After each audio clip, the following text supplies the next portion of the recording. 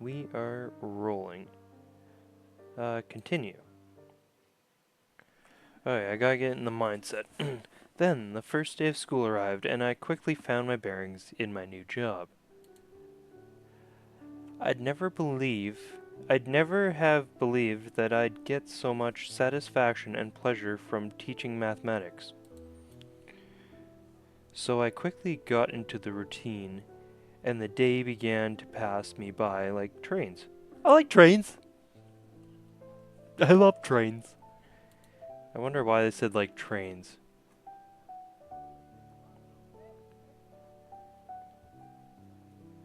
Nice. That sounds like a fun time. Chapter 2. September. Well, it's just like this time of year. Get it? Because I'm recording in September? Play along, chat. I swear I'm not recording this a week before it goes out. I've decided to take advantage of the weekend and go back to the market. I'm sure someone will finally agree to tell me more than tidbits I've managed to gather up to now.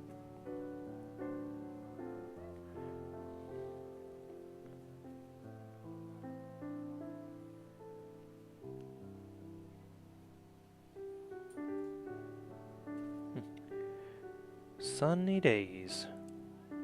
Right, continue. Especially about the right, I forgot, I don't know how to say that. Malterene family, who seems to fascinate half the village and terrify the other half. I should start with the baker. If she hasn't finished her season already, she can't be far off. She wouldn't be taking much of a risk sharing some gossip with me, seeing as she's leaving until next summer. I see Gerard Borntine on the other side of the square. He's talking to someone, a tall man, with a self-possessed air. There's a possession afoot. Sunny days.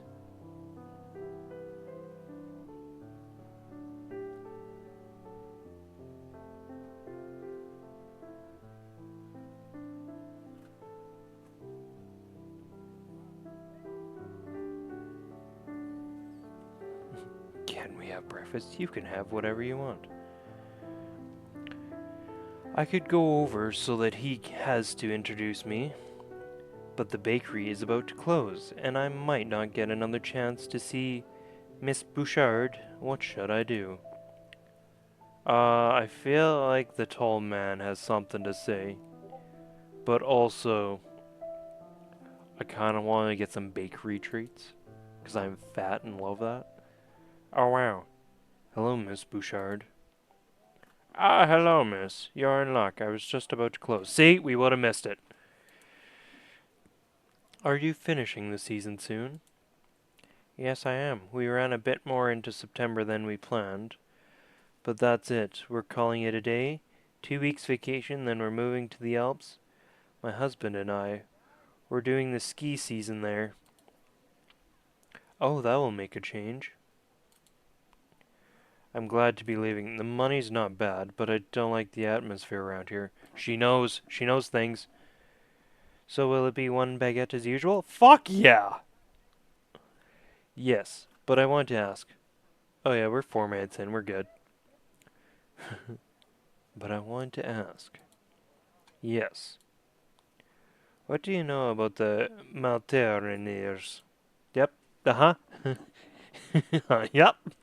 We're bad at speaking, but it's fine. It's great. It's actually fantastic. Fantastic. I told you, I don't want to talk about them. I don't want any trouble.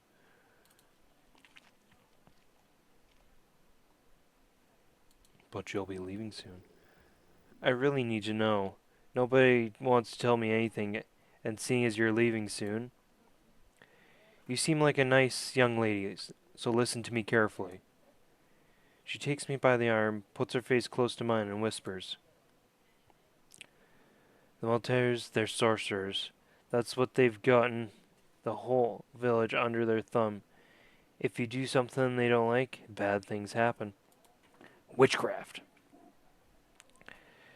How do you think I got this place? Bakers don't take 3 months vacations. Oh. Miss Bouchard, the owner of the shop. 3 months in the hospital, physio, the lot, poor man. He fell down the stairs. Damn. The other shopkeepers, they told me that he'd have words with the mayor. Well, the mayor? Well, yes. You can't give me these hard names. Yves Moter. He's the mayor of the village, don't you know? No, I didn't. Apparently, they were talking one evening, some petty quarrel about the land register, a fence that wasn't at the right place or something, and then bam, the next day, he falls down the stairs just like that. Assassin. You really believe all that? Well, I'm a bit of a doubting Thomas. Who the fuck is Thomas now? I only believe what I see, but you know, it's troubling.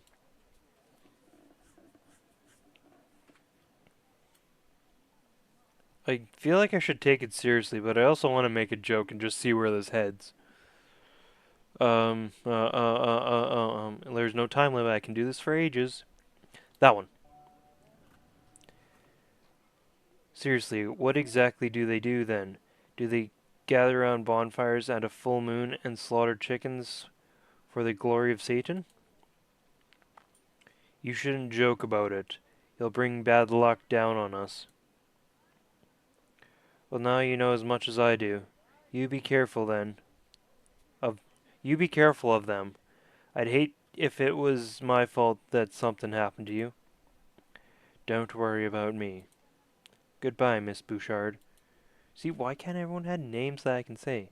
I glance around for Mr. Bernstein, and his mystery companion, but they've already gone. Too bad. 'Twas the mayor over there. I go around the shops trying to find out about the Maltesers as I buy fresh contents for my refrigerator. Your refrigerator's gonna die. That's what's gonna happen. Bad things happen to these people.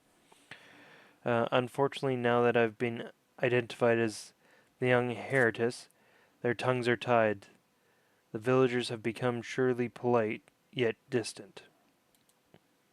Well, you know what I say to that? That's what I say. I've had enough of this. As I carry my groceries to the car, it begins to rain. Bad things are happening, and it doesn't stop for the whole weekend and the beginning of next week. You did something. At my school, teaching geometry to my 6th graders class, when the nature finally intervenes and gives the sun back. You're gonna sit on your compass, I swear. It's gonna hurt. But the respite is fuck off, bug. Short-lived. When a bit later I discovered a summons to the principal's office in my locker. You have a locker? Do teachers have lockers? Is this a thing I don't know about? Even though I'm now on the other side of the fence, I am no longer risk a detention. I admit it worries me a little, adding a sense of menace to the otherwise radiant September day. Oh, he looks like an asshole. Actually, he looks like me, except for balding. When I venture into the principal's office, I discover Mr. Chestnut, the principal, in a heated debate with someone who I guess is the irate mother of one of my pupils. The poor man is ashen. He cowers behind the desk, and he's so hunched up in a big leather chair as if he's melting into the upholstery. Ah, Jean. Jean! Please, Miss Levesque, you must admit that your demands are most unusual, to say the least. Oh. Don't forget that Miss Delatour is only here for 6 months. Everything will go back to normal when Miss Dupuy comes back. Dupuy? Ah, here she comes. Angry lady. Mr. Chestnut fixes me with a imploring gaze as if I was his only hope of salvation. He's got pretty eyebrows. Did you want to see me? Yes, please take a seat. Let me introduce you to Miss Levesque, John Baptiste's mother. You know, one of your sixth grade students? Um, I feel like if he introduced me, I'm going to speak to her. Oh, she is horrifying. Hello, Miss Levesque. Nice to meet you. I'm Daphne Delator, Miss Dupay's substitute. I'm really very satisfied with your son's work. He's an excellent student. Are you kidding me? You must realize I'm not here to talk about my son's math skills. She knows something. Something's happening. Look, Mr. Chestnut, I'm not going to exchange words with this. Anyway, we had an agreement, you and I hope you keep to your word. John Baptiste's mother glares at me coldly. Maybe I shouldn't have talked to her. I hear the director's mutter in his beard. Uh-huh. He doesn't have a beard. What do you mean? He's got no beard. Ha! But we hadn't agreed to anything. I don't know what to make of this situation. After a few seconds that feels like hours, I give up and say, right, let's get to the point. What's this all about? I'm not sure how to tell you this. You're fired. Miss Levesque wishes to remove her son from your class.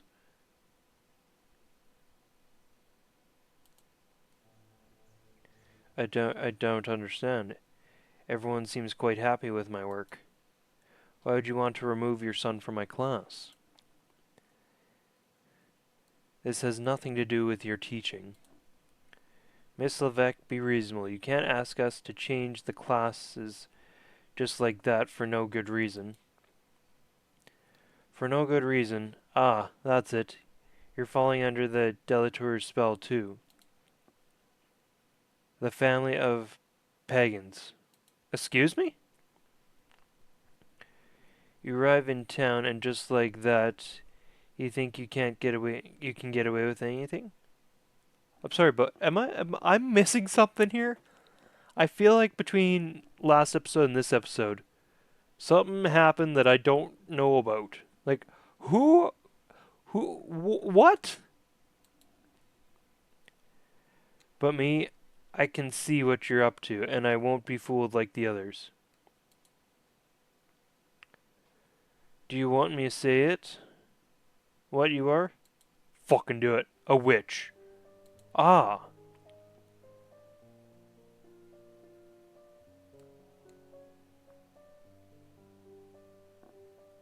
I think this one would piss her off, and I don't like her to begin with, so I'm gonna just. If you truly believe I'm a witch, perhaps it would be better not to make me angry. If you behave yourself, I promise you I won't initiate your son into any mysteries except those of geometry. I would happily continue to explain myself, but Mr. Chestnut interrupts to cut short the discussion. You see, I was sure that if we discussed it rationally, we could come to a consensus. I trust you're reassured, Miss Levesque. And Miss Delator, I hope I can rely on you to take good care of dear Jean Baptiste's progress. I'm gonna sabotage that kid. Of course, I'll pay special attention. What? Oh, you're in it together. There's no other explanation. I'm gonna sabotage that kid. I'm gonna fail him just 'cause you're an asshole. He might be the smartest student ever, but because of your actions, fucking failed. I'll even give him a 49 just to piss you off even more. You, Delator, you won't get away with this. You haven't heard the last of me. Not yet. Without warning, she leaves the room, slamming the door behind her. Well, I mean, she kind of said you won't hear the last of me. That's usually when people leave rooms, so it wasn't without warning. You're wrong. There's an awkward silence which is quickly broken by John Chestnut. Yes. I'm having a tough time with this. That's the third time she's burst into my office for this nonsense. I believe I owe you one, Daphne. You've really got it. No, I like him. You're welcome, Mr. Chestnut. Soothing parents' irrational fears is also part of my job description. Oh. When I finally get out of school, it's almost dark and rain is pouring down again. As if today's events hadn't already annoyed me enough. I mean, honestly, what does she think she's doing making trouble for me like that, as if it's normal? She's lucky I don't have any magical powers, if such thing existed. Otherwise, I would have changed her straight into a frog or something. Fucking bitch. These witchcraft stories are quite fascinating. It's hard to believe that the Malters have such a whole area under their thumb just like that. So, cross me, would you? Bam! One little curse and no more problem.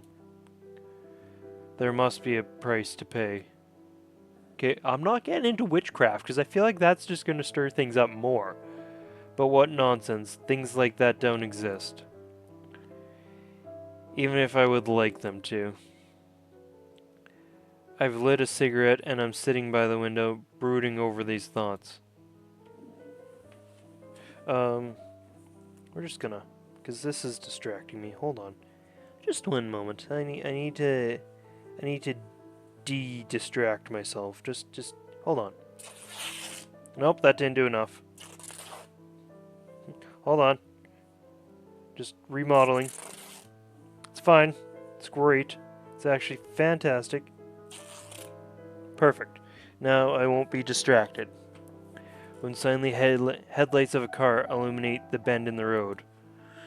To my surprise, it turns at the gate and comes up to my house. Who would visit me this late? Get your shotgun. Fucking light 'em up. I think I recognize the grubby gray van with the lighter on its roof, and the hastily patched up right wing mirror. How is this possible? What is he doing here? I run down the stairs. I open the front door. Frank. Fuck you, Frank. Fucking asshole. I remember what you did. Actually, I don't remember shit. There he is, my ex-lover, at the door, drenched by the relentless rain. My heart sinks at the thought of seeing him, talking to him once again, just when I'd resigned myself to the fact that he was a remnant of the past. First happy, then not so much. How did he know? How did he find me? I hadn't even told him I was leaving. Daphne, how long do you plan on making me wait in the rain? We need to talk. We don't need to talk about shit. You're an asshole. But, what are you doing here? Frank stands in the hall watching me, clearly annoyed. I'm fine, thanks for asking. You're a asshole. I know we broke up, but it didn't it even cross your mind to call and let me know you were moving to the other side of the country? But see, it's none of your business now that we broke up. I mean, what do you mean? Come on, explain. There we go. It's got nothing to do with you, and you say it was yourself. We broke up. Alright, then tell me why I'm still getting your mail. Why are you stealing my mail? My mail? Yes, a letter from your mother. I know your relationship's difficult, so I figured it's probably important. And then I had to track you down, which wasn't exactly child's play. It would have been easier if you left me your new address. Since I'm between jobs, I thought I'd take a few days off. Frank smiled at me, looking amused, then pretending to check out the room, he adds. Funny, I've been dreaming of a weekend in a bed and breakfast, or should I say a castle and breakfast. You're not staying. So what do you think? It's a little bigger than our old flat on the main street. Do you ever get lost on the way to the bathroom? You know, I've always thought you were a bit of a toff. Wouldn't you agree, Lady Daphne? Quit talking crap. What, you don't like it, Lady Delator?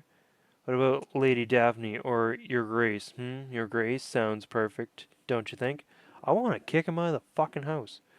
Frank is wandering around the hall, inspecting the furniture and ornaments. Frank is gonna get out of this house, or I'm gonna blast him. If there's one thing he's particularly good at, it's the way he can diffuse tense situations. Do you mind if we talk about it tomorrow? I've got to say, I'm shattered. As he speaks, he pulls a letter from inside his pocket and places it on the chest of drawers in the hall. Your mother's letter. I know it's not easy for you, but if you need to talk about it, I'm right here. Thank you. Well, if it's okay with you, I'm going to crash on your sofa for a few hours. No, get the fuck out of my house. I don't want you in the house. No, we broke up. Go away. There's like 4,000 rooms up here. I can't let you sleep on the sofa. You whore. I mean, what? I've got a lot of opinions. I'll set you up in the guest room. But see, now he's gonna sneak around at night, open up a bunch of shit, and be like, yo, I found these demons! Ha ha! Even better, show me the way. I wake up early the next morning. Frank must still be asleep upstairs, and won't be awake for at least a couple of hours if I know him. I don't feel like getting up yet, so I decide to stay snuggled under the quilt for a few more minutes. I think about what happened yesterday, how odd the situation is. Frank is fast asleep in a room just a few yards from mine.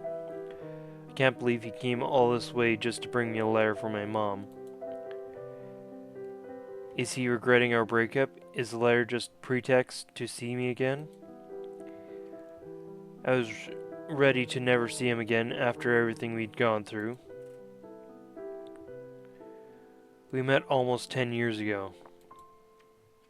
It was so unlikely we had such completely different lifestyles.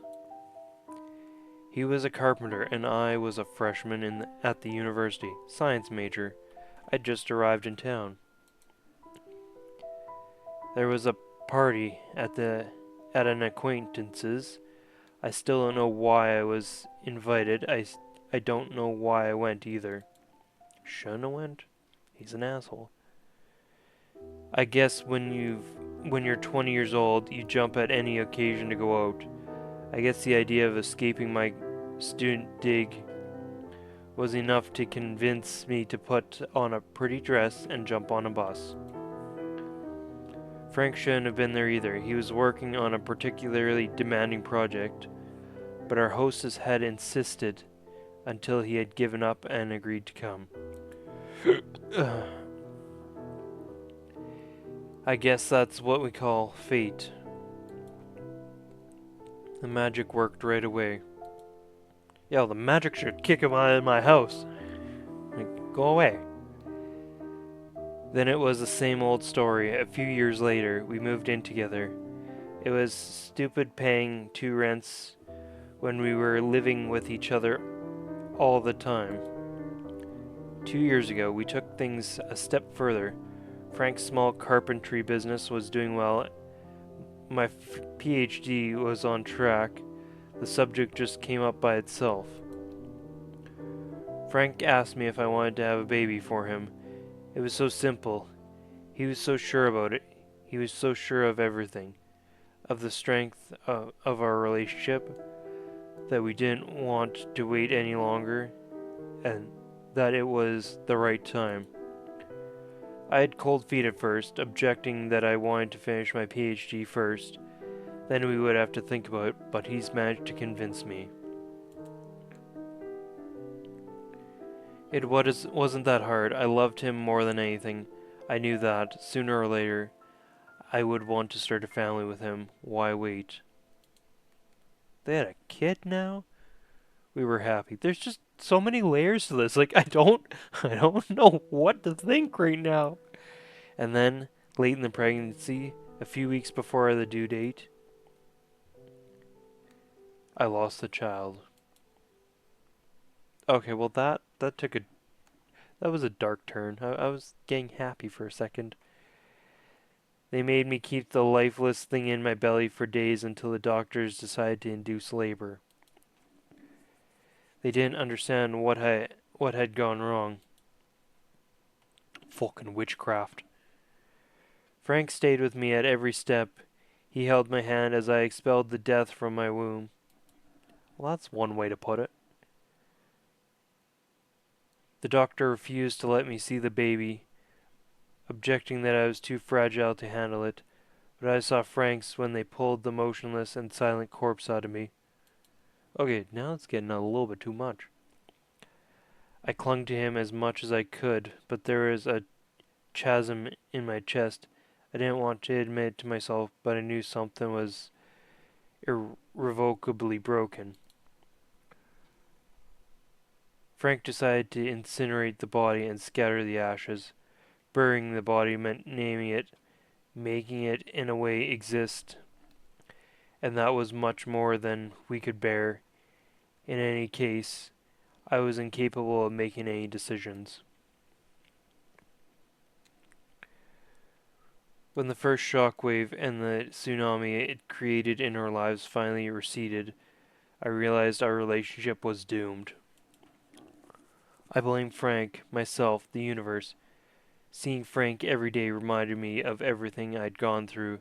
Our daily life had become a hopeless ordeal. One day it was too much, so I closed the door on that life. Frank kept our old apartment, and I took a furnished flat in the meantime.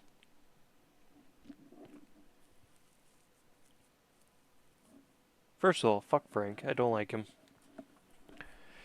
I mean, I'm not liking her either, but Frank's an asshole. Then a couple of months later, the notary told me that my grandmother had just passed away, and had a she had bequeathed everything to me. Uh huh. I take a quick shower, then go downstairs. The noise from the coffee machine tells me Frank found his way to the kitchen.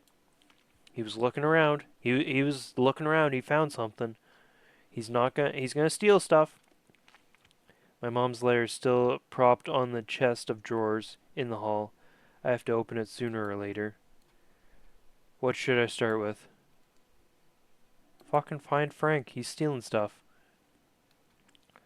Frank holds a steaming mug of coffee and is gazed out through the French windows. So you managed to figure out the coffee machine. You know me, without my morning caffeine, I'm a total zombie. Did you sleep well?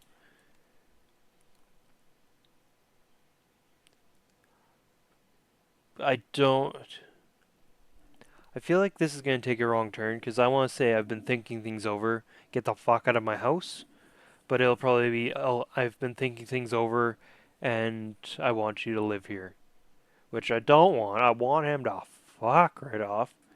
So I'm going to go with, you know what? I'm going to take a risk. I have to admit, I didn't get much sleep with you being here. I know, it stirred up some stuff for me too. And you must have guessed I haven't traveled 300 miles just to play mailman. I figured your arrival might have an ulterior motive. I think you know exactly why I'm here, and I'm going to ask you straight out. What do you think, Daphne? Tell me, should we try and start over together? No! Fuck you! Look, I don't think it's such a good idea, not after everything we've been through. Alright, at least that's very clear. To my astonishment, his face relaxes all at once. He grins at me and changes the subject. So seriously, what have you been doing here all this time? I tell him about my life and everything that's happened since I arrived, the quarantines, the melters, the tower with no entrance, and all the crazy stuff. I mention that how I'm a school teacher. Right, well, I've got to say, your stories are very exciting, but also kind of worrying. Here's what I suggest: get out of my house! Whatever happens, I'm going to stick around here for a while. No, I want you gone! Get the heck out of my house! I don't have any contracts in the near future, and I can afford to give myself a couple weeks off. Get out! After that, we'll see. If I find some work around here, I'll stay a few more months. It's not as if there's anyone waiting for me to come home, and it would give me us. It would give us some time to think things over. I've thought. Get out. Does it bother you if I stay in the castle for a week or two, until I can find a room somewhere? Yeah, fuck you. Listen, all things considered, I'd prefer you checked into a hotel if you really want to stay around. It's complicated enough without having you under my feet, especially with our past. Okay, fine, I understand, but I'll be popping around for coffee from time to time, so be prepared. No, fuck off. Go away. But, no buts, you owe me that, at least. Don't you think? I'll get going then, I don't want to make you late. Get out! Go away! Never come back! Before I have a chance to react, he plants a kiss on my cheek, and it's out the door. I hear his van engine fading into the distance. My mom's letter taunts me from on top of the chest of drawers. It's high time I found out what this is all about. Fucking get out of here! Don't want to talk to you. The envelope is dog-eared and yellowing, as though it has traveled a lot. The stamp is foreign. The lettering tells me it was probably posted somewhere in Asia. I open it with shaking hands. It's the first news I've heard from her for years. It's been, what, 5 years? 6 years? 6, 7. Am I cool yet? I can't remember the last time we talked. Frank has never even met her. She was always a terrible mother, extremely controlling, but also glacially cold and strict. So why would he have a letter? It's a scam! Fucking burn it! When I turned 18, I got a university scholarship which allowed me some financial independence, which in turn quickly became total independence. I couldn't put up with her interference in my life any longer. Little by little, we lost touch. One year, I made an excuse not to visit her at Christmas. The next year, I just sent her a card. I start to filter her calls, and one day, the phone stopped ringing. The bond was broken, and years after I passed without me noticing her absence. When I tried to contact her, she had disappeared without leaving an address. I must admit, I didn't try very hard to track her down. And now, out of nowhere, she comes back into my life with this letter. I'm telling you, it's a fake letter. Her nervous, jerky handwriting hasn't changed. The content of the letter, though, is as cryptic as it is brief. Daphne, please don't accept the inheritance from your grandmother. Don't go back there, you'll only be putting yourself in danger. Regards, Sophie Delatour. That closing says a lot about her tender-heartedness. I wasn't expecting your mommy who loves you, but well. Mom never talked about the time she spent here with my grandmother at the castle. It seemed obvious to me that something had happened, but what? I turned over in my mind, as I drove to school. The day flies by fast as an arrow. With everything that's happened since yesterday, I'm having trouble keeping my mind on my work. When I get to the castle, night has fallen, and the house is as dark and as empty as usual. I wonder if I should have asked Frank to stay after all. No! It would have been company for me, if only for a few days.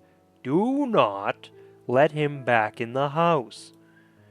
No, I mustn't second guess myself. It would have been a mistake.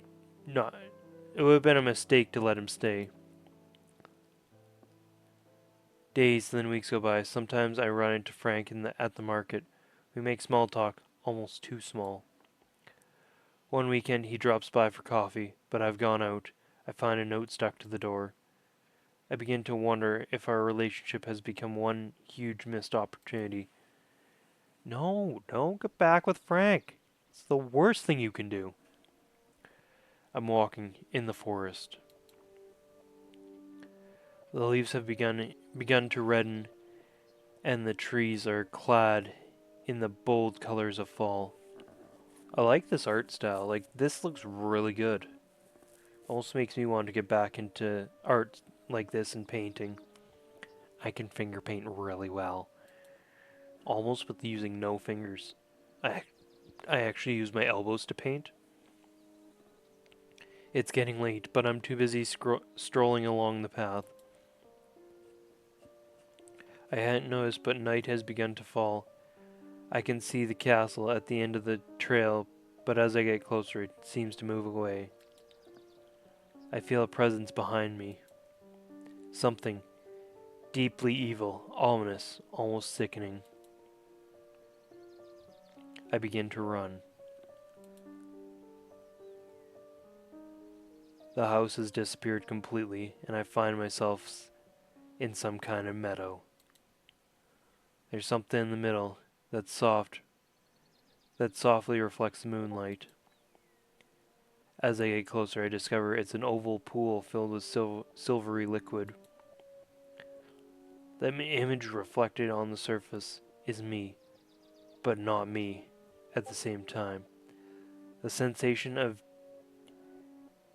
dissonance gets stronger as I draw nearer. Oh, we're changing. I can make out my facial features, but something has changed. She turned goth. She's a goth baddie now.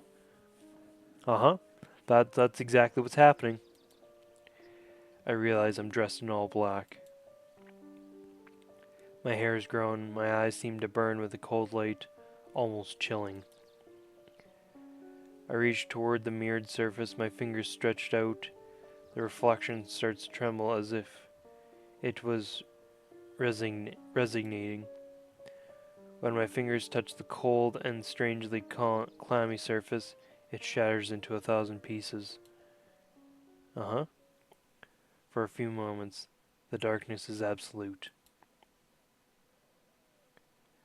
I'm in some kind of garden. A heavy fog surrounds me. I'm moving towards a reddish light that pulls me towards it like a lighthouse in a muffled, turbid storm. I can make out a statue, a sort of human-sized sphinx carved in granite. There's also something mystic yet profoundly sad in the hunched up, impassive attitude of this creature. When I'm close enough to distinguish it, I realize the creature wears my face. I see my countenance reflected in hers like a mirror. Then her eyes come alive, and the imploring, hopeless look seems to beg for mercy. I'm frozen in contemplation, my heart overflowing with sadness and awe, when once again I feel a sickening presence like a warmth breath on the back of my neck. I can't read. Oh shit, she's falling. I turn, struggling against the tenor which invades me, and suddenly I'm falling endlessly. Darkness buries me. And it was all a dream. I wake up with a jolt. Oh, damn! Chapter 3, October. I think we're going to stop there. So, thank you very much for watching. We'll see you again.